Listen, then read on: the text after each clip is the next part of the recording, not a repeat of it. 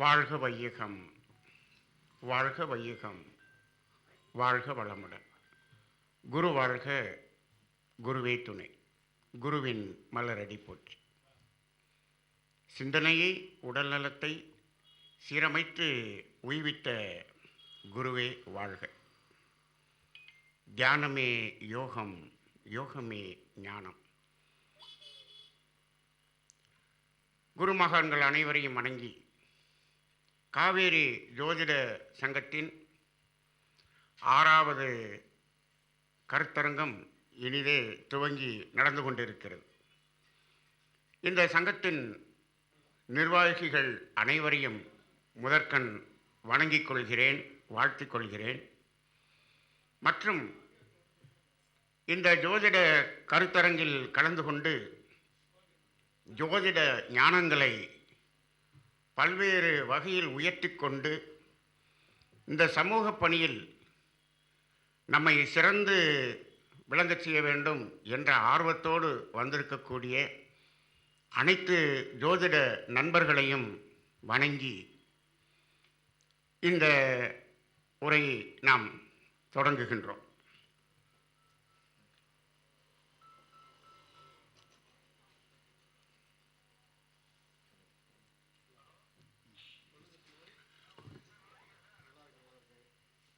இப்போ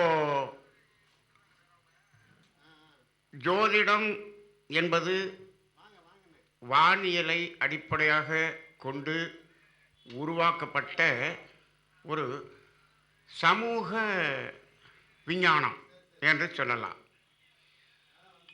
சமுதாயம் என்று பார்க்கும் பொழுது இங்கு வாழக்கூடிய உயிரினங்கள் மனிதன் வரை அவர்களுடைய வாழ்க்கை எதை நோக்கி பயணிக்கிறது, அது எவ்வாறு பயணிக்கிறது, அதில் இருக்கக்கூடிய நிகழக்கூடிய இன்ப துன்ப நிகழ்வுகளையெல்லாம் ஒரு அனுபவபூர்வமாக அதை உணர்ந்து அதை ஜோதிடமாக நமக்கு அந்த ஒரு ஞானத்தை அளித்த ஞானியர்கள் அனைவருக்கும் இந்த நேரத்தில் நமது நன்றியையும் வாழ்த்துக்களையும் முதலில் கூறிக்கொள்வோம். இப்போ நாம் இந்த ஜோதிடம் எதை அடிப்படையாக கொண்டது என்று சொன்னால் வானியலை அடிப்படையாக கொண்டது என்று சொல்லிவிட்டோம். இப்போ வானியலை அடிப்படையாக கொண்டு இருந்தாலும் ஜோதிட கணிதம் என்பதுதான் வானியலை அடிப்படையாக கொண்டு இருக்கிறது. ஆனால் அந்த கணிதத்தில் கணிக்கப்பட்டு எடுக்கப்படக்கூடிய பலன்கள் என்று பார்க்கிறோமே, அந்த பலன்கள் என்பது எதை அடிப்படையாக கொண்டு இருக்கிறது என்று சொன்னால் ஒவ்வொரு தனி மனிதனையும் அடிப்படையாக கொண்டுதான் இருக்கிறது. நீங்கள் கோள்கள்னு வரும்போது வானியலிருந்து கோள்கள் வந்துடும். அந்த கோள்களிலிருந்து அந்த என்ன பலன் என்பது ஒவ்வொரு மனிதனுக்கும் தனித்துவமான பலன்கள் இருக்கிறது. அது அந்த மனிதனை மட்டுமே சார்ந்ததாக இருக்கிறது. அதனுடைய உயிர் தொடர்பில் இருப்பவர்களுக்கு அதனுடைய ஒரு சாயல் தெரியும். ஆனால் அந்த தனிப்பட்ட ஒரு மனிதன் அவனிடம் இருக்கக்கூடிய அந்த கருமையத்தை அடிப்படையாக கொண்டுதான் பலன்களை நிர்ணயம் செய்கிறோம். அப்போ ஒவ்வொரு மனிதனுக்கும் அந்த ஜாதகம் தனிப்பட்ட ஜாதகமாகத்தான் இருக்கும். அப்போ ஒரு 2 பேருக்கு ஒரே மாதிரியாக ஜாதக பலன்கள் வருமானம் வராது. இந்த உலகத்தில் இன்றைக்கி கிட்டத்தட்ட 850 கோடிக்கு மேல் மனிதர்கள் இருக்கிறார்கள். இப்போ நாமெல்லாம் முன்னாடியெல்லாம் நம்ம இந்தியாவில் இருக்கவங்களுக்கு தான் ஜோதிடம்ங்கிறதெல்லாம் பார்த்துக்கிட்டு இருந்தோம். இப்போ இதெல்லாம் உலக அளவில் ஜோதிடம் பார்க்கக்கூடிய ஒரு நிலை வந்துவிட்டது. நமது ஜோதிடர்களே நிறைய பேர் பெரும்பாலும் வெளிநாட்டில் இருப்பவர்களுக்கு ஜோதிடம் பார்க்குறவங்க நிறைய பார்க்குறீங்க. அது கூட வெளிநாட்டில் இருக்கக்கூடிய இந்தியர்களுக்கு பார்க்குறவங்க அப்படின்னு நம்ம சொல்லலாம். ஆனால் நான் வெளிநாட்டில் இருக்கக்கூடிய வெளிநாட்டவருக்கு நான் ஜோதிடம் பார்த்துருக்கிறேன். அந்த அளவுக்கு அவர்கள் ஆர்வமாக இருக்கிறார்கள். அர்ஜென்டினாவில் இருக்கிறவருக்கு ஜோதிடம் பார்த்துருக்கிறேன். அவங்க அதை பார்த்து அசந்துட்டாங்க. அசந்துட்டு மாதத்துக்கு 2 நாள் அப்டேட் கேட்குறாங்க. இப்போ எனக்கு என்ன அந்தரம் ஓடுது அப்படி சொல்லுங்கன்னு சொல்லி 15 நாளைக்கு ஒரு தடவை நமக்கு ஃபோன் பண்ணி அதை கேட்கக்கூடிய அளவுக்கு அவர்களுக்கு இதன் மேல் நம்பிக்கை வந்திருக்கிறது. அப்போ 850 கோடி மனிதர்கள் இருந்தாலும் 850 கோடி மனிதர்களுக்கும் தனித்தனியாக அங்கே பலன்கள் நிர்ணயிக்கப்படுகிறது. அதுதான் இயற்கை. இது மனிதனால் அந்த நிர்ணயம் செய்ய முடியாது. மனிதன்லாம் அப்படி பண்ண முடியாது. இன்றைக்கி ஒரு 100 மாணவர்கள் இருக்காங்க, பேப்பர் திருத்துறோம். ஒரு பையனுக்கு 100 போடுவோம், 99 போடுவோம். இப்போ அதுலேயும் போய் என்ன பண்ணுறோம், 99.1 99.2 அந்த அளவுக்கு நுணுகி போயிட்டோம். இந்த 100 பேருக்குள்ளே நீங்கள் அதை டிஃபரன்ஷியேட் பண்ணுறதுக்குள்ளேயே நீங்கள் பார்த்தீங்கன்னா இந்த கட் ஆஃப் மார்க் போகும்போது 98.6லேயே 100 பேர் இருக்கான். யாருக்கு அந்த சீட்டை கொடுக்கறதுங்கிறத பெரிய குளறுபடி வருது. இப்போ என்ன பண்ணுறான், அதில் ஆல்ஃபாபெட்டில் போக ஆரம்பிச்சிட்டான். இதுலேயே ஒரு 20 பேர் இருக்கான். அந்த ஒரு இதுலேயே 200 பேர் இருக்கான்னா அங்கே 100 சீட்டு தான் இருக்குன்னா யாருக்கு கொடுக்கறது? அப்போ அவன் பேரில் ஏல ஆரம்பித்து பியில் ஆரம்பித்து இப்படி போக ஆரம்பிச்சிட்டான். இப்போ நிறைய பேர் குழந்தை பிறந்தா பிள்ளை ஏழையிலே வைக்கிறாங்க. அது மாதிரி நீ பாட்டு எஸ்லையோ டீலையோ வச்சுன்னா நம்மளுக்கு பின்னாடி போயிடுது. அப்போ அவ்வளவு நம்மளால் அந்த டிஃபரன்ஷியேட் பண்ண முடியல. ஆனால் இந்த இயற்கையாகிய இறைவன் எப்படி ஒரு கணிதத்தை வச்சிருக்கான் பாருங்க. ஒவ்வொரு மனிதனுக்கும் தனித்தனியான பலன்கள், 850 வகையான ஜாதகங்கள் எப்படி வச்சிருக்கான்.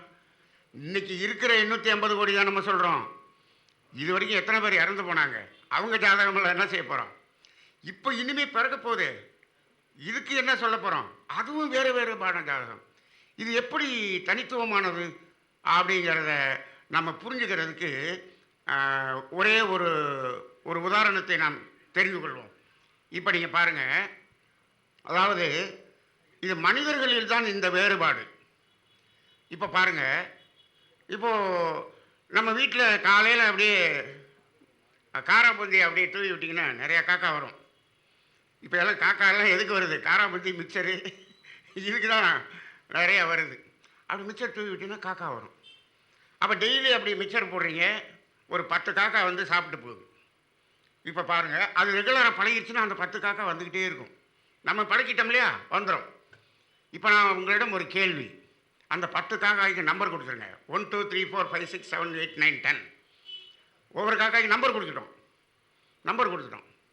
இப்போது இன்றைக்கி அது வரிசையாக உட்காந்துச்சு, சாப்பிட்டு போயிடுச்சு. நாளைக்கு உட்காருது. இது மாறி மாறி உட்காருது.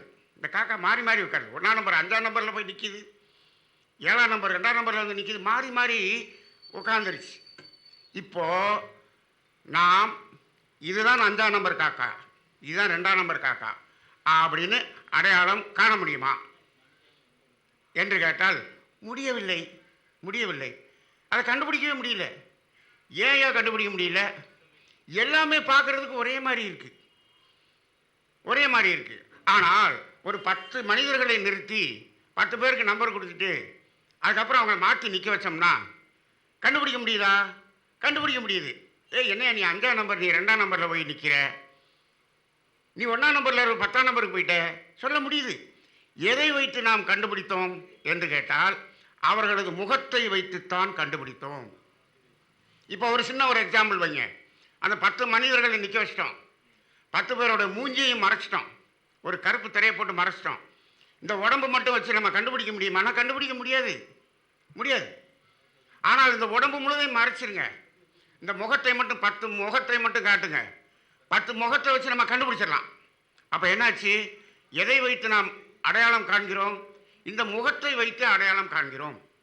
இப்போ பாருங்க, இந்த உலகம் முழுவதும் 850 கோடி உத்தேசமாக ஜனத்தொகை இருக்கிறது.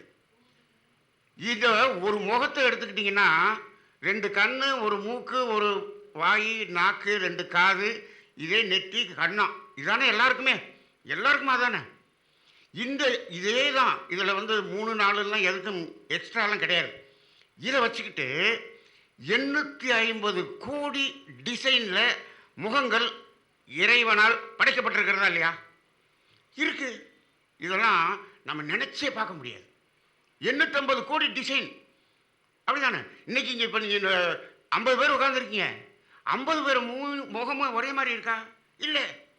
இப்போ திருச்சியில் போகிறோம், திருச்சியில் எவ்வளவு முகம், ஒன்று வேற மாதிரி, ஒன்று வேற மாதிரி ஐடென்டிஃபை பண்ண முடியுது. அப்போ இந்த வித்தியாசம் மனிதனில் மட்டும்தான் இருக்கிறது, காக்காயில் இல்லை. கருப்பு கலரில் ஒரு 10 ஆடை நிறுத்துங்க, தெரியாது, கண்டுபிடிக்க முடியாது. ஒரே கலரில் ஒரு 10 புளியை நிறுத்துங்க, கண்டுபிடிக்க முடியாது. முடியாது. ஏன் சார், அது முகத்தை பார்த்து கண்டுபிடிக்க வேண்டியதானே? முகத்தை பார்த்தும் கண்டுபிடிக்க முடியல. இன்னும் போனால் பாருங்கள், நீங்கள் நம்ம இங்கேயாவது ஓரளவுக்கு ஈஸியாக கண்டுபிடிச்சிடறோம். நம்ம இதுலேயே கண்டுபிடிக்கிறதுக்கு கஷ்டமாக இருக்கிற இடம் எதுன்னு தெரியுங்களா? எனக்கு தெரிஞ்சு நான் பார்த்ததில்ல, திபேத்துக்கு போயிருந்தேன். திபேத்தில் போய் பார்த்தா அந்த வயசான பாட்டிகள்லாம் இருக்காங்க, ஒரு 10-20 பாட்டிகள் இருக்க, எல்லா பேரும் மூஞ்சியும் ஒரே மாதிரி இருக்குங்க. திபேத்தில் அதை கண்டுபிடிக்கிறது கஷ்டமாக இருக்குது. ஓரளவுக்கு அந்த ஐடென்டிட்டி இருந்துச்சு. இது ஏன் என்று நான் ஆராய்ச்சி பண்ணுறேன். ஏன்டா அங்கே அவ்வளோ ஆராய்ச்சி இருக்குது? நம்ம தமிழ்நாட்டில் அந்த வித்தியாசம் ஏகப்பட்ட வித்தியாசம் இருக்குது. ஆனால் அங்கே வித்தியாசம் கம்மியாக இருக்குது. அப்போ இதெல்லாம் எதை அடிப்படையாக கொண்டு இருக்கிறது அப்படின்னு பார்த்தீங்கன்னா, நம்மளுடைய ஒவ்வொரு மனிதனுடைய இண்டிவிஜுவல் ஜாதகம் என்னவோ அதுதான் அந்த மூஞ்சி காமிக்குது. அதைத்தான் சொல்லுவாங்க, ஒரு பழமொழி சொல்லுவாங்க, அகத்தின் அழகு முகத்தில் தெரியும். அகத்தின் அழகு என்ன? அகம்னா என்ன? நமக்கு மையம் அங்கே இருக்கக்கூடிய அகம், நடுவில் அங்கே இருக்கிறது இங்கே தெரியும் அப்படின்றாங்க. அப்போ என்ன சொல்ல வர்றாங்க? அப்போ அந்த கர்மயத்தில் இருக்கக்கூடிய அந்த கர்மவினை பதிவினுடைய தொகுப்பு என்ன இருக்கிறது, அதை நாம் அங்கே என்ன இருக்குதோ அந்த இருப்பை கணித்து நாம் போடுவதுதான் ஜாதகம். பிறக்கும்போது அங்கே என்ன கர்மவினை தொகுப்பு இருக்கிறது என்பதை கணித்து நாம் ஜாதகத்தை என்ன பண்ணோம், உருவாக்கி விட்டோம். அப்போ ஒரு ஜாதகம் என்ன சொல்லுது, அவங்க அப்பாட்டிருந்தும் அம்மாட்டிருந்தும் எவ்வளவு கர்மவினை இந்த குழந்தைக்கு அங்கே மாறி வந்திருக்குது. எவ்வளவு வந்திருக்குன்னு இல்லை, அது முழுசாக வந்திருக்கும், அப்படியே ஜெராக்ஸ் ஆகி வந்துடும். அது எவ்வளவு இருக்குதுங்கிறத காமிக்குது. ஒரு குழந்தை பிறந்த பொழுது அந்த குழந்தையினுடைய ஜாதகத்தை கணித்து பார்த்தோம் என்றால், இந்த ஜாதகம் இப்படி இருக்குது, அப்படி இருக்குது, நல்லா இருக்குது, நல்லா இல்லை, பார்க்குறோமா, சொல்கிறோமா? என் குழந்தை ஜாதகம் இப்படி அமைஞ்சு போச்சு. அட படுவாகி பயல்களா, குழந்தை ஜாதகம் அப்படி அமையலடா, பெக்கும்போது நீ என்ன வள்ளல்ல இருந்ததுங்கிறத அது காமிக்குதுடா, அப்படி பார்க்கணும். அதானே இந்த குழந்தையை உருவாக்கும் போது என் வண்டவாளம் இதுதான்ப்பா, என் வண்டவாளம் இப்போ தண்டவாளத்தில் ஏறி போச்சு, அப்படி தான் பார்க்கணும். அப்போ நாம் பண்ணனுடைய கர்ம வினை இவ்வளவு இருக்கா அப்படி பார்க்கணும். இவன் என்ன சொல்கிறான், இறைவா என் குழந்தைக்கு மட்டும் ஏன் இப்படி ஜாதகத்தை இப்படி மோசமாக அமைச்சு விட்ட? சில பேர் என்ன பண்ணுறான், இவன் என்ன அமைக்கிறது, இறைவன் என்ன அமைக்கிறது? இறைவன் ஒன்று பெரிய ஆளா? நாங்களும் இறைவனையே எதிர்க்கக்கூடிய ஆள். இன்றைக்கெல்லாம் இறைவனை எதிர்க்கக்கூடியவன் நிறைய பேர் இருக்கான். இறைவனையே நான் எதிர்த்து நாங்கள் சாதிச்சுவிடுவோம்ல அப்படின்னு நிறைய பேர் சாதிக்கிறேன்றான். என்ன பண்ணுற? நான் நேரத்தை குறிச்சிடுவேன். இந்த நட்சத்திரத்தில் இந்த லக்கணத்தில் தான் ஏன் பிறக்கணும், அந்த நேரத்தில் ஆப்ரேஷன் பண்ணி எடியா அப்படின்னு சொல்கிறான். எடுத்துகிட்டா சரியாக வந்துருமா? ஏன்ப்பா அந்த நேரத்தில் குறித்து அதை எழுதுறதுக்கு ஒரு புதுசாக ஒரு நோட்டை வாங்கி அதை அப்படியே எழுதிட்டு போயேன், யார் கேட்க போகிறாங்க? எத்தனை பேர் இன்றைக்கி பொண்ணு ஜாதகத்தை மாப்பிள்ளை வாங்க கொடுக்க போகும்போது இந்த கட்டத்தில் இப்படி இருந்துச்சுன்னா உங்களுக்கு மாப்பிள்ளை கிடைக்கிறது கஷ்டம்ங்க, எந்த கட்டத்தில் இருந்தால் மாப்பிள்ளை கிடைக்கும், அந்த கட்டத்தில் தூக்கி போட்டு இந்த வேறு நோட்டை எழுதிக்கூடியான்னு சொல்லி கொடுக்குறோம்ல. இதாங்க நடக்குது. ரைட்டா? இப்படி கொடுத்த ஜாதகத்தை சில இதை நான் கண்டுபிடிச்சிட்டேன். எப்படின்னா, நீ அந்த கிரகத்தை மட்டும் மாற்றி போடக்கூடாதுப்பா, லக்கினத்தையும் மாற்றி போடணும், லக்கினத்தை சரி பண்ணணும். லக்கினத்தை சரி பண்ணால் மட்டும் இல்லை, லக்கினத்தை சில பேர் மாற்றி போட்டுட்டு பிறந்த நேரத்தை அப்படியே விட்டுறாங்க. அதை பார்த்தோம்னா இது தப்பாக இருக்குடா, நமக்கு பார்த்தோன்னே தெரிஞ்சு போகுது, இதை ஆல்டர் பண்ணிட்டாங்க அப்படின்னு. அப்போ செஞ்சுட்டு போக வேண்டியதானே? நீ யார் இதை நிர்ணயம் செய்வதற்கு? நம்மளுடைய கர்மயத்தில் இருக்கக்கூடிய அந்த கர்மவை நிர்ணயம் செய்வது நீ யார்? இது இயற்கை. இந்த டிசைன் கொடுத்தது இயற்கை. 850 கோடி முகம் இன்னைக்கு இருக்கு, அப்படிப்பட்ட டிசைன். அப்போ அந்த மாதிரி இருக்கக்கூடியதை பார்க்கிறோம். சரி, அப்போ இது எப்படி வருது முகத்துக்கு அப்படின்னா, இதுதான் 2 நாடிகள் இருக்குது. என்ன நாடினா, நாம் ஜோதிட ரீதியாக பார்த்தோம்னா அதுக்கு சந்திர நாடி சூரிய நாடின்னு சொல்கிறோம். ஆனால் இதை ஆன்மீகத்தில் என்ன சொல்லணும்னா இடகலை பின்கலைன்னு சொல்லுவாங்க. இடகலை நாடி, பின்கலை நாடி, சுழுமுனை நாடி, இது 3 நாடி இருக்குங்க. இந்த இடகலை நாடி அப்படிங்கிறது எது அப்படின்னா, இடது மூக்குக்கிட்ட முடியறது இடகலை நாடி, வலது மூக்குக்கிட்ட முடியறது பின்கலை நாடி. அப்போ இதைத்தான் வலதுங்கிறத என்ன பண்ணுறோம், சூரியன் சொல்கிறோம், இதை சந்திரன் என்று சொல்கிறோம். ஆனால் வலது மூக்கில் எது முடியறது எங்கே தொடங்கும் அப்படின்னு கேட்டால் இடது கால் பெருவரலில் தொடங்கும். இடதுல முடியறது வலது கால் பெருவரலில் தொடங்கும். அப்போ இடையில எங்கேயோ கிராஸ் ஆகுதே, கிராஸ் ஆகுதா, கிராஸ் ஆகுதுன்னு தெரியுது. எங்கெங்கே கிராஸ் ஆகுது அப்படின்னீங்கன்னா, காலிலேருந்து நேராக அந்த கர்ம மூலாதாரத்தில் கிராஸ் ஆகும். அந்த மூலாதாரம் தான் நம்ம கர்ம வினையை தாங்கி இருக்கக்கூடிய மையம். அங்கே கிராஸ் ஆகும்போது என்ன பண்ணும், இந்த சூரிய நாடி என்ன பண்ணும்னா, அப்பாவின் வழி வந்த தாத்தா பாட்டி அவங்க வகையில் வந்த கர்ம வினை எல்லா தொகுப்பு இருக்கு இல்லையா, அது எல்லாத்தையும் அப்படியே காப்பி பண்ணிட்டு வந்துடும். நம்ம இப்போ எல்லாம் ஒரு பென்ட்ரைவ் கொடுத்தா இதில் காப்பி பண்ணி கொடுங்கன்னா காப்பி பண்ணி எடுத்துகிட்டு போயிடுறோம்ல, அதை அப்படியே காப்பி பண்ணிட்டு வெளியில் வரும். வலதுலேருந்து இடதுக்கு வந்துடும். திரும்ப சுவாதிஷ்டானத்தில் இடதுக்கு போயிடும், வலதுக்கு போயிடும். மணிப்புரத்தில் இடதுக்கு வந்துடும். அநாகரத்தில் வலதுக்கு வந்துடும். விசுத்தியில் இடதுக்கு போயிடும். விசுத்திங்கிறது இந்த தொண்டை. இங்கே வந்த பிறகு இது இப்படி போய் தலையை சுற்றி இப்படி இங்கே முடியும். அப்போ இந்த வலது பக்கம் தொடங்கிய நாடி இங்கே என்ன பண்ணுது, வலதில் தொடங்குறது இடதுல முடியும். அப்போ இடதுல முடியறது எது, சந்திர நாடி. சந்திரன் தானே தாய்க்குரியது. அப்போ இது தாயினுடைய வழி வந்த கர்மவினையை காட்டும். வலது பக்கம் இருக்கக்கூடிய சூரிய நாடி என்பது தந்தையின் வழி வந்த கர்மவினை என்ன இருக்கிறது என்பதை காட்டும். இது என்ன காட்டும், இங்கே என்ன இருக்குதுங்கிறத இது காட்டும்ப்பா. இதைத்தான்ப்பா அகத்தின் அழகு முகத்தில் தெரியும். ரைட்டா, அகத்தின் அழகுன்னு ஏன் சார் வச்சாங்க, அது கர்மவினையை தானே காட்டுது, அந்த அசிங்கத்தை தானே காட்டுது. இது போய் அழகுன்னு எப்படி வச்சுக்கிட்டாங்க, அசிங்கம்னு சொன்னால் அசிங்கமாக இருக்குமேங்கிறதுக்காக அழகுன்னு வச்சுட்டாங்க. ரைட்டா, அகத்தின் அசிங்கம் முகத்தில் காட்டும் சொன்னோம்னா அது அசிங்கமாக இருக்குல்ல பார்க்குறதுக்கு. சரி, சொல்கிறது அழகுன்னு வச்சுக்கோமே, ரைட், அப்படி வச்சுட்டாங்க. அதனால தான் இந்த முகத்தில் வித்தியாசம். அப்போ ஆறுமுகையை அடிக்கடி சொல்லுவார், நீங்கள் ஜாதகத்தை பார்த்து தான் அவனுக்கு பலன் சொல்லணும்னு இருக்கக்கூடாதுயா. அவர் அப்படி நடந்து வர்றாருன்னா அவர் வரும்போது அவர் நடையும் மூங்கியை பார்த்தாலே அவர் ஜாதகத்தை சொல்லணும்யா அப்படின்னு ஆறுமுகையா சொல்லிக்கிட்டே இருக்காரு. இப்போ அடிக்கடி சொல்கிறார், அப்படி பார்க்கும்போது மூங்கியை பார்த்தாலே இவர் இப்படித்தான் அப்படின்னு சொல்லணும் பாரு.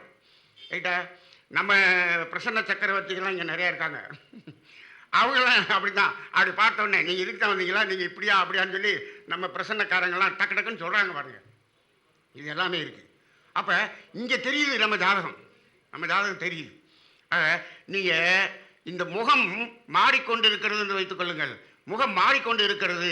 அன்னைக்கு பார்த்தா ஒரு 10-20 வருஷத்தில் இவர் மூஞ்சி கொஞ்சம் கலையாக மாறிடுச்சு அப்படின்னு நீங்கள் சொன்னீங்கன்னா அவர் ஜாதகம் தீய பலன்களிலிருந்து நல்ல பலன்களாக மாறி இருக்கிறது.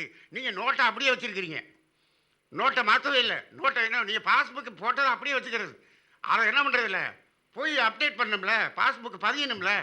என்னைக்கு போய் அக்கௌண்ட் ஆரம்பிச்ச அன்றைக்கி 50 லட்சம் போட்டுவிட்டு அப்படியே பாஸ்புக்கை வச்சுக்கிறீங்க.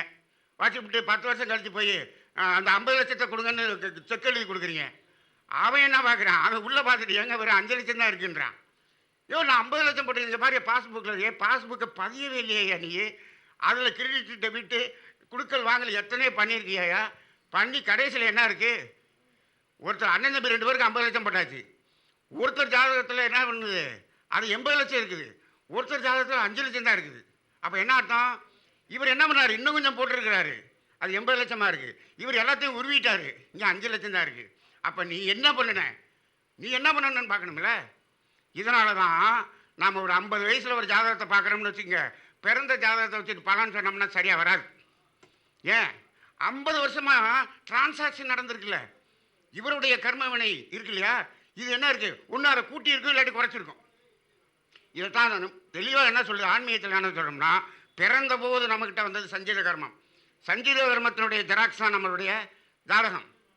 இந்த 3 வயசுலேருந்து நாம் செய்யக்கூடியதெல்லாம் பிராரப்த கர்மம்.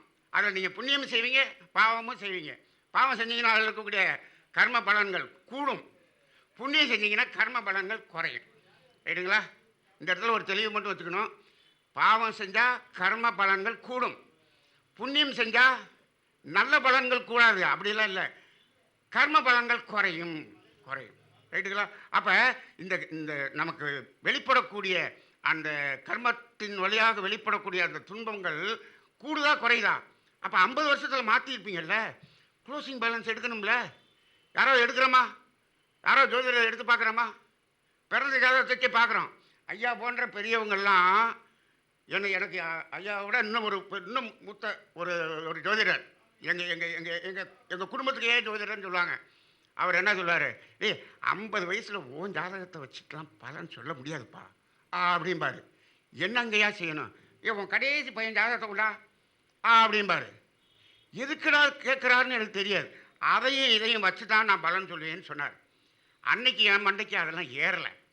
இப்போ இங்கே ஜோதிடத்துறைக்கு வந்த பிறகு தான் தெரியுது, இந்த ஆன்மீகமெல்லாம் தெரிஞ்ச பிறகு தான் தெரியுது. அவர் என்ன பண்ணுறாரு, இந்த கடைசி குழந்தை இருக்குல்ல, கடைசி குழந்தைல உன்னோடைய க்ளோசிங் பேலன்ஸ் தெரியும்டா, தெரியுதா? கடைசி குழந்தை பிறக்கும்போது என்கிட்ட இன்னைக்கு இருக்கக்கூடிய இருப்பு அந்த குழந்தை ஜாதகத்தில் வந்துடும். அப்போ இவன் வாழ்க்கையில் இதை கூட்டியிருக்கானா குறைச்சிருக்கிறானா, அதை கணக்கில் எடுத்துக்கிட்டு இவர் ஜாதகத்தில் இருக்கக்கூடிய பலன் இவர் நல்லதாக பண்ணியிருக்கிறார் அப்படின்னு சொன்னால் இவர் ஜாதகத்தில் இருக்கக்கூடிய பலன்களில் நல்ல பலன்களை கொஞ்சம் கூட்டுறாரு, கெட்ட பலன்களை குறைக்கிறார். ஆனால் அந்த கடைசி குழந்தை ஜாதகம் மோசமாக இருக்குன்னு வச்சுக்கோங்க, இவருடைய ஜாதகத்தில் கெட்ட பலன்களை கூட்டுறாரு, நல்ல பலன்களை குறைக்கிறார். இப்படி கூட்டி கழித்து சொல்லணும். ஏன் நம்ம பலன்லாம் சரியாக வர மாட்டேது? இன்றைக்கி எங்கேயாவது ஜோதிடர் சொல்கிற பலனா அப்படியோட அப்போ அவர் சொன்ன மாதிரி அப்படியே நடந்துருச்சு அப்படின்லாம் கிடையவே கிடையாது. ஆனால் நம்ம கருத்தரங்களை நான் இதை சொன்னேன் சரியாக இருக்குது அப்படின்னு சொல்கிறோம். எப்படின்னா இல்லைங்களா, நம்ம ஒரு 20 பேர் சொல்லியிருப்போம், 2 பேர் சரியாக இருக்கும், அந்த 2 பேரை மட்டும்தான் இங்கே பேசுவோம். அந்த 18 பேருடைய ஜாதகம் நம்ம பலனை இங்கே பேசணும் அப்படின்னு சொன்னோம்னா நம்ம வண்டவாளம் தண்டவாளம் ஏறி போயிடும். இதானே ஒரு டாக்டர் என்ன பண்ணார், 50 ஆப்ரேஷன் பண்ணுவார். 50 ஆப்ரேஷனில் 4 ஆப்ரேஷன் சக்ஸஸாக இருக்கணும். நான் சக்ஸஸ் பண்ணிட்டேன் அப்படிம்பாரு. மீதி 46 அதெல்லாம் பேசணும், நம்ம பேர் கெட்டு போயிரும்ல. நீ இப்படி தான் போய்கிட்டு இருக்கிறோம், எதுவுமே சரியாக வராது அப்படிலாம் இன்றைக்கி இருக்குது நிலைமை. ஏன் மக்கள் சொல்கிறாங்க, நம்ம சொல்கிறது இல்லை, மக்கள் சொல்கிறாங்க. நாம் இப்போ என்ன பண்ணணும், இப்போ இந்த மாதிரி கருத்தரங்கள் நம்ம ஆய்வு பண்ணணும், சிந்தனை பண்ணணும். எதுக்காக இப்போ நம்ம பேசுகிறோம்னா இது சிந்தனை பண்ணணும். ஏன்னு பாருங்கள், நல்ல பிரபல்யமான ஒரு 5 ஜோதிடர் ஒரே ஜாதகத்தை கொண்டு காமிச்சிடும், 5 பேர் 5 மாதிரி சொல்கிறாங்க.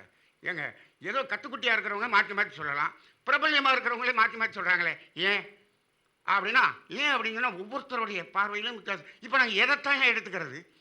சில பேர் என்ன பண்ணுறான், தூக்கி போட்டு நம்ம மனசு பந்தபடி போகிறான், இல்லாட்டி சாதகமானதை எடுத்துக்கிறான். நம்மளால் இன்றைக்கி என்ன பண்ணுறாங்க, இந்த 5 சாதகமானதை எடுத்துக்கிறான், ஆய்வு பண்ணி பார்க்கல.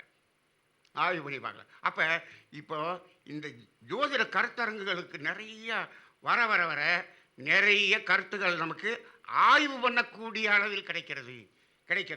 இப்போ இன்றைக்கி ஒரு ஆய்வு, இப்போ சமீபத்தில் எனக்கு ஒரு ஆய்வு, இப்போ பாரம்பரியத்தில் ஒரு மாதிரி பார்க்குறாங்க.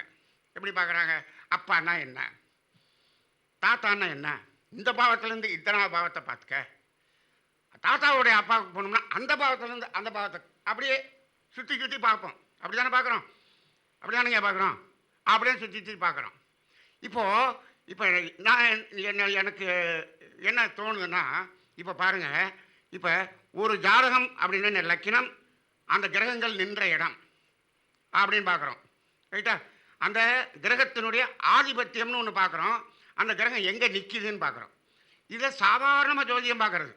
ஒரு ஜாதகத்தை பார்த்தோன்னே இந்த லக்கினத்துக்கு இந்த கிரகம் இந்தந்த ஆதிபத்தியம் பெற்று இருக்கிறது, இது இந்தந்த இடத்துல போய் நிற்கிது இப்படின்னு பார்க்குறோம். இதை மட்டும் பார்க்குறது, இதுலேயே ஜோதிடம் அக்யூரேட்டாக வருதா? நிறைய கருத்தரங்குகளுக்கெல்லாம் போன பிறகு இது பத்தாது அப்படின்னு இப்போ தோணுது. இப்போ எல்லா பேரும் என்ன சொல்ல வந்துட்டாங்க, 6 நின்ற நட்சத்திரத்தின் சாரத்தை பார்க்க வேண்டும். இதெல்லாம் அந்த காலத்தில் இருந்துச்சு. சாரம் பார்க்காத ஜோதிடம் சோரம் போயிடும் சொல்லி வச்சுருக்கான். ஆனால் சாரம் பார்க்குற ஜோதிடர்கள் இப்போ நிறைய கம்மியாயிட்டாங்க. இப்போ என்ன பண்ணுறோம், இப்போ நம்ம சூரியன் சுந்தரராஜனையா வருவார் இன்னைக்கு, அவர் என்ன பண்ணுறாரு, சார ஜோதிடம்னு கிளாஸ் நடத்துகிறாரு. நின்ற நட்சத்திரத்தை வச்சு பார்க்கணும் அப்படின்னு சொல்கிறாரு. அப்போ இந்த கிரகங்கள் ஆதிபத்தியமும் நின்றதுங்கிறது ஒரு பலன் தெரியுது. இதில் பலன் இருக்கா இல்லையா? இது இந்த ஆதிபத்தியம் பெற்றிருக்கு, அந்த ஆதிபத்தியத்துக்கு ஒரு பலன் இருக்கா இல்லையா? இருக்கு. அந்த ஆதிபத்தியம் பெற்ற நின்ன இடத்துக்கு ஒரு பலன் இருக்கா இல்லையா? இருக்குது. இருக்குது. இந்த ராசியில் இந்தந்த கிரகங்கள் இருந்தால் என்ன பலன்னு இருக்குது, எல்லாமே இருக்குது. அப்படி மேலோட்டமாக ஒரு பலன் இருக்குது. நீங்கள் அப்படியே உள்ளே போனீங்கன்னா இந்த நட்சத்திரம் அப்படின்னு போயிட்டீங்கன்னா அந்த நட்சத்திர அதிபதி எந்த ஆதிபத்தியம் பெற்றிருக்கு, அது எங்கே இருக்குது? செகண்ட் பார்ட்டுக்கு போயிட்டோமா, கொஞ்சம் நுணுகி போய்விட்டோம். அங்கே பார்க்கும்போது பலன் மாறுதா? மாறுது. அப்போ நம்ம என்ன பண்ணுறோம்? மேலோட்டமாக சொன்னது அங்கே போனோடனே மாறி போயிடுது. ஆஹா, அப்போ நம்ம சொன்னதுக்காக நடக்கிறதுக்கு சம்மந்தம் இல்லை, சம்மந்தம் இல்லை. ரைட்டா? நான் அதுதான் ஒரு உதாரணம் சொல்லுவேன். இப்போ ஒரு துலா லக்கினம்னு வச்சுக்கோம். துலா லக்கினத்துக்கு வந்து 4, 5 குடையவன் சனி, அவன் தான் யோகாதிபதினு நம்ம சொல்லுவோம். குரு 3, 6 குடையவன். இப்போ பாருங்கள், 3, 6 குடையவன் கெட்டவன். ரைட்டு, குரு தான் கெட்டவன். குரு வந்து கடகத்தில் வந்து என்னாச்சு, உச்சமாகி போச்சு. எந்த இடத்துல? 9ஆம் இடத்துல உச்சமாகிடுச்சு. ஒருத்தர் என்ன சொல்கிறாரு, குரு 9ஆம் இடத்துல உச்சமாக இருக்கு. நிறைய பேர் இந்த உச்சம் ஆட்சியிலேயே மயங்கி போய் ஆகா ஓகோன்னு அப்படி வீணாக போனாங்க நிறையா பேர் இருக்காங்க. ரைட்டா? உச்சம் ஆட்சி அப்படின்னு சொல்லியே இருக்காங்க. ரைட்டா? எங்கள் மாமனார் சொல்லுவார், என் பேரன் ஜாதகம் 3 உச்சம் 3 ஆட்சி ஆகா ஓஹோ பிரமாதமான அப்படியே அப்படின்னு சொன்னார். ரைட்டுங்களா? அவன் 2 பொம்பளை பிள்ளைய பிறந்துருச்சு, 38 வயசில் இறந்து போயிட்டான். அந்த பிள்ளைகளோடைய நிலைமை அப்படி இருக்குது. என்ன ஆட்சியும் உச்சம் எங்கே போச்சு? இப்போ குரு உச்சமாயிருச்சு. குரு உச்சமாயிருச்சா? எப்படி உச்சமாச்சு? கடகத்தில் புனர்பூசத்தில் உச்சமாயிருக்கு. புனர்பூசம் யார்? குருவனுடைய. இப்போ ஏற்கனவே இது மோசம், இது உச்சம், அது சொந்த நட்சத்திரத்திலே உச்சம். நல்லா இருக்குமா? ரைட்டா? நீ உச்சமெல்லாம் ஆமாம், தீய பலன்கள் உச்சமாக நடக்கும் அப்படின்னு போடுறோமா?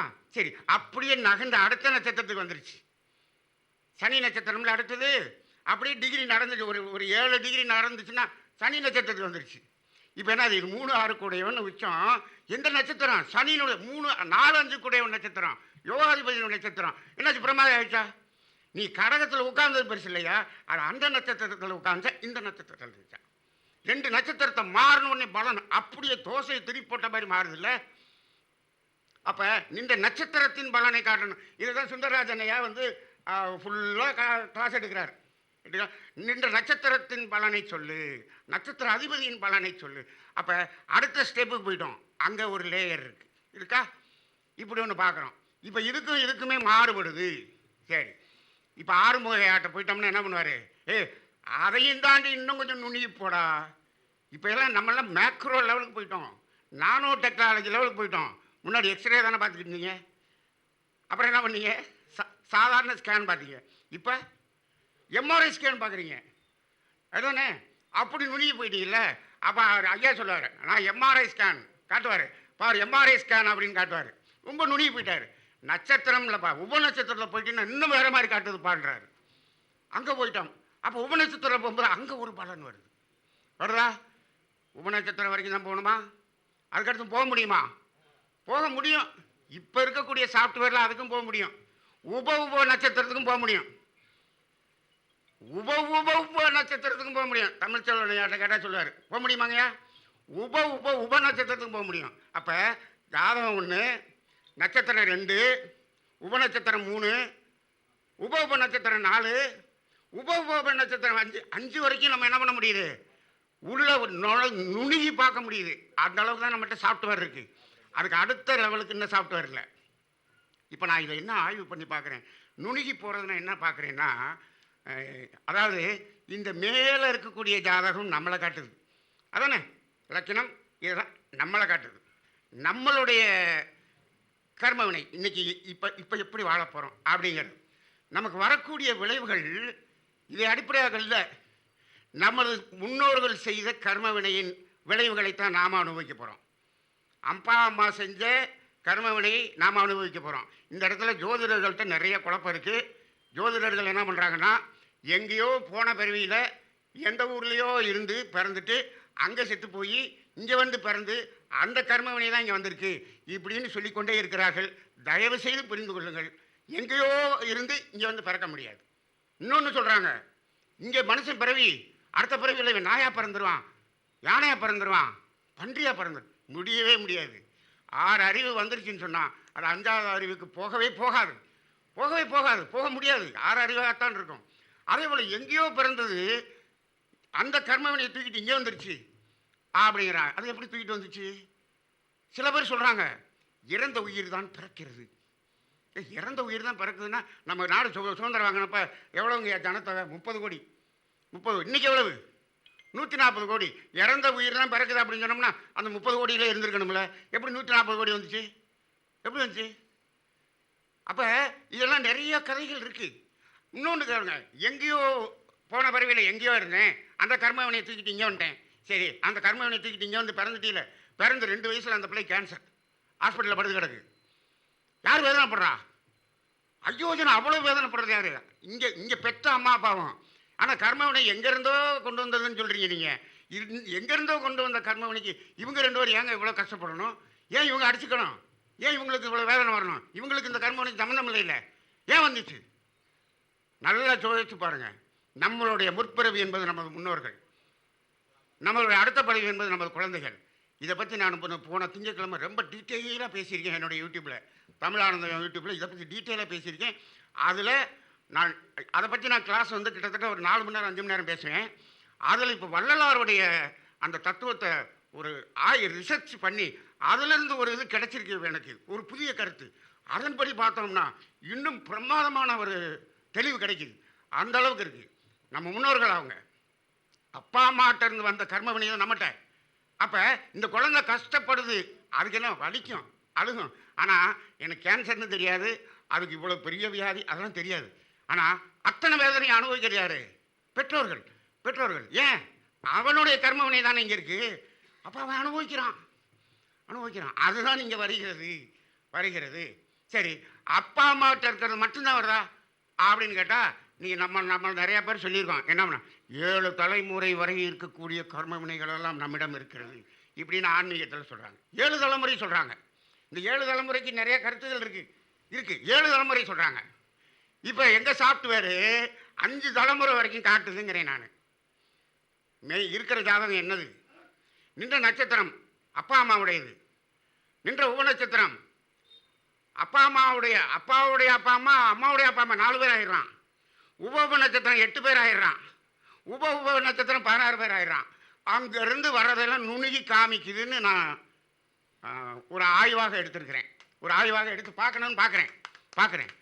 அப்போ அப்படி போகும்போது இப்போ பாருங்கள், இந்த ஆய்வாக எடுக்கும்போது எனக்கு ஒன்று புரிஞ்சது. என்ன தெரியுங்களா? இப்போது அப்பா அம்மாட்டிருந்து வந்த கர்ம வினை தானே. என்கிட்ட நிறைய பேர் கேட்பாங்க, ஐயா அண்ணன் தம்பி 2 பேர் 3 வருஷம் டிஃப்ரென்ஸில் பிறந்தாங்க. இவங்களுக்குள்ளேயே இவன் பாருங்க நல்லா இருக்கான், அவன் கஷ்டப்படுறானே. 3 வருஷம் டிஃப்ரென்ஸில் இருக்கிறதையே இவங்க கேள்வி கேட்குறாங்க. ரெட்டை பிள்ளையாக பிறந்து 3 நிமிஷத்தில் பிறந்ததுக்கே அவ்வளவு டிஃப்ரென்ஸ் நம்ம பார்க்குறோமா? அதுதான் இன்றைக்கி பெரிய கேள்வியாக இருக்கும். ஆறுமையாக வந்தானே சொல்லுவார், ஒரே நேரத்தில் பிறந்த ரெட்டை குழந்தையே வேணாம்பா. இப்போ போன சனிக்கிழமை ஒரு கருத்தரங்கில் ஒருத்தர் சொன்னார், ரெட்டை குழந்தை ஜாதகத்தை நாங்கள் பாரம்பரியத்தில் பார்த்து விடுவோம். எப்படி அப்படின்னு அவர் சொன்னார். எப்படின்னா, குழந்தைக்கு லக்னத்தை அப்போ போடு, சிம்ம லக்னத்தில் போட்டு பாரு. 2வது குழந்தைக்கு அதுலேருந்து 3வது இடத்துல லக்னத்தை தூக்கி மாற்றி போட்டுக்கிட்டு பலனை பாரு, சரியாக வரும்னாரு. எப்படி? புரியல. இது 3 நிமிஷம் டிஃப்ரென்ஸில் பிறந்திருக்கு. இவர் சிம்ம லக்னத்துக்கு போயலா துலா லக்னம்னு போட்டு பலன் பாரு சரியாக வரும்னு சொல்கிறார். எனக்கு என்னமோ போட்டு பார்க்கணும், ஜோதிட பெருமக்களெல்லாம் போட்டு பார்த்தா தான் தெரியும். தூக்கி போட்டலாமா? கிட்டத்தட்ட 6 மணி நேரம் வித்தியாசம் இல்லையா? 3 லக்னம் வரணும்னா கிட்டத்தட்ட 5 மணி நேரம் வித்தியாசம் வரும். இது 3 நிமிஷத்துக்கு அங்கே தூக்கி போட்டால் சரியாக வரும்ன்றார். அது எனக்கு புரியல. இப்போ அது இருக்கட்டும், அது அந்த இதுக்கு நம்ம போக வேண்டாம். இப்போ 3 வருஷம் டிஃப்ரென்ஸில் பிறந்திருக்கான். இப்போ என்ன கேட்குறான், ஏங்கய்யா இவங்க 2 பேத்துக்குள்ளே இவ்வளோ வித்தியாசம்? அப்போ நான் சொல்லுவேன், இந்த 3 வருஷத்துக்குள்ளே இந்த பெற்றோர்கள் செய்த பாவ புண்ணியங்கள் இருக்கு இல்லையா, அதில் எவ்வளோ கூடியிருக்கு குறைஞ்சிருக்குங்கிறத அடிப்படையாக வச்சு இந்த 2வது பையனுடைய அந்த கர்ம வினையில் கொஞ்சம் மாற்றம் இருக்கும். அந்த டிஃப்ரென்ஸு இருக்கலாம். ஆனால் அந்த 3 வருஷத்தில் இருக்கிற டிஃப்ரென்ஸை விட இங்கே பார்த்தா பெரிய டிஃப்ரென்ஸாக தெரியுது. அப்படி ஒன்றும் இதாக தெரியலையே, கொஞ்சம் தானே வித்தியாசம் வரணும், இது ரொம்ப வித்தியாசமாக தெரியுதுன்னு கேள்வி கேட்குறாங்க. இப்போ நான் இந்த அடிப்படையில் நான் ஆராய்ச்சி பண்ணி பார்க்குறேன். என்னன்னு கேட்டால், ஒரு பையனுக்கு இப்போ நம்ம 5 தலைமுறை பார்த்துட்டோமா, எந்த தலைமுறை பதிவு எழுச்சி பெற்று மேலே வருது? ஒருத்தருக்கு அப்பா அம்மாட்ட இருக்கிறது எழுச்சி பெற்று மேலே வருது. இன்னொன்று மற்றெல்லாம் டார்மெண்ட்டாக இருக்குது. இன்னொரு பையனுக்கு தாத்தா பாட்டி எழுச்சி பெற்று வருது, மற்ற டார்மெண்ட்டாக இருக்குது. அப்போ எது மேலே எழுச்சி பெற்று வருதோ அந்த விளைவு தான் இங்கே நடக்கும். சரி, அப்போ டார்மெண்ட்டாக இருக்குன்னா அது நடக்காதா? அப்பா அம்மாவனுடைய பதிவு ஆரம்ப காலத்தில் உனக்கு வந்ததுன்னா தாத்தா பாட்டியினுடைய பதிவு பின்னாடி வரப்போகுது. அவனுக்கு தாத்தா பாட்டி முன்னாடி வந்துருச்சு, இது பின்னாடி வரப்போகுது. ஒரு ஜாதகத்தில் முதல் பகுதியில் அவனுக்கு மிகவும் நன்மையானதே நடந்து கொண்டிருக்கிறது என்று சொன்னால், நீ நல்லா பாருங்க, ஒரு குழந்தை ரொம்ப சுகமாக வளருது, அப்படி செல்லமாக வளர்த்தேன், அப்படி ஒரு கஷ்டம் தெரியாமல் வளர்த்தேன், 25 வயசு வரைக்கும் அப்படி வளர்த்து 26 வயசில் கல்யாணம் பண்ணி கொடுத்துட்டேன். கல்யாணம் பண்ணி போன இடத்துல நாரி நாத்தம் கட்டு போயிடும். அதான் வாழ்க்கை. அப்படிதானே இருக்கு. கஷ்டத்தை கொடுங்க அப்படின்னு சொல்றோம், நம்ம கஷ்டத்தை கொடுங்கன்றோம். அப்ப அங்க மாறி போகுது. அப்ப அதே முதல்ல ரொம்ப கஷ்டப்படுவாங்க, ஆரம்ப வாழ்க்கையில் கஷ்டப்படுவான், பின்னாடி வாழ்க்கை நல்லா இருக்கும். அப்ப இதுக்கெல்லாம் காரணம் என்ன? இது எந்த கர்ம பதிவு எழுச்சி பெறுகிறது அதை பொறுத்து இருக்கு. அப்ப இது இங்க நட்சத்திரத்திலிருந்து வருதா, உபநட்சத்திரத்திலிருந்து வருதா, உப நட்சத்திரத்திலிருந்து வருதா? அப்போ இதெல்லாம் நம்ம கண்டுபிடிச்சி கரெக்டாக பலன் சொல்லணும்னா நம்ம முதல்ல ஜாதகத்தை கணிச்சு இருப்புக்குரிய பலன்களும் சொல்ல தெரியணும், நட்சத்திர ரீதியாகவும் பலன் சொல்ல தெரியணும், உபநட்சத்திர ரீதியாகவும் பலன் சொல்ல தெரியணும். அதனால் நான் கேபியை மட்டுமே பிடிச்சிக்குவேன், நான் நட்சத்திரத்தை மட்டும் பிடிச்சிக்குவேன், சாரத்தை மட்டும் பிடிச்சிக்குவேன், எல்லாத்தையும் பார்க்கணுங்கிறது என்னுடைய ஆய்வாக இருக்கிறது, என்னுடைய கருத்தாக இருக்கிறது. இனிமேல் அதை நோக்கி பயணிக்க வேண்டும் என்ற ஒரு பயணத்தில் இருந்து கொண்டு இருக்கிறேன். அந்த பயணம் வெற்றி பெற உங்களது ஆசீர்வாதங்களை வேண்டி நிறைவு செய்கிறேன். வாழ்க வளமுடன்.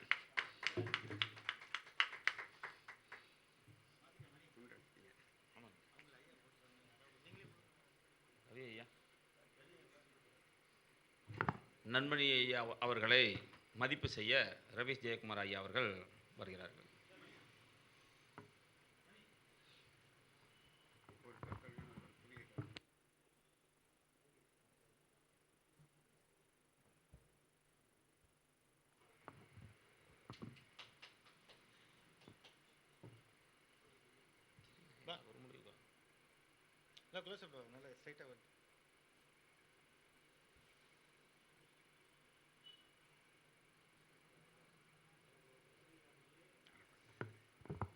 எங்களுடைய சங்கத்துக்கு முதல் முறையாக வருகை தந்திருக்கக்கூடிய மதுரை